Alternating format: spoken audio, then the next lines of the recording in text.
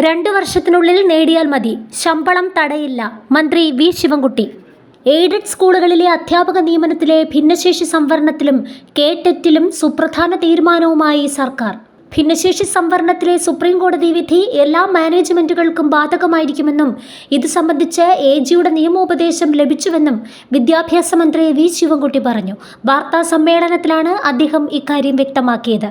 NSSന് ബാധകമായ വിധി മറ്റ് മാനേജ്മെന്റുകൾക്കും ബാധകമായിരിക്കും. കേടെറ്റില്ലാത്ത അധ്യാപകരെ സ്ഥിരപ്പെടുത്താൻ മന്ത്രിസഭാ യോഗം തീരുമാനിച്ചു.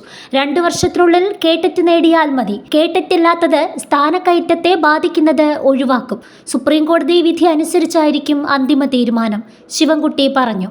ഭിന്നശേഷി അധ്യാപക സംവരണത്തിൽ NSSന് അനുകൂലമായ സുപ്രീം കോടതി ഉത്തരവ് മറ്റ് മാനേജ്മെന്റുകൾക്ക് കൂടി ബാധകമാക്കാനുള്ള നിർണായക തീരുമാനമാണ് സംസ്ഥാന സർക്കാർ എടുത്തത്.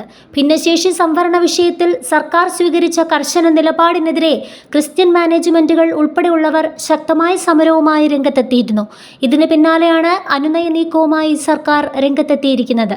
ഉത്തരവ് വന്നാൽ തടഞ്ഞുവച്ചിരിക്കുന്ന നിരവധി അധ്യാപക നിയമനങ്ങൾക്ക് അംഗീകാരം ലഭിക്കാനാണ് സാധ്യത. അന്തിമ തീരുമാനം സുപ്രീം കോടതി വിധി പ്രകാരമെന്ന ഉപാധി വച്ചായിരിക്കും ഉത്തരവിറക്കുക.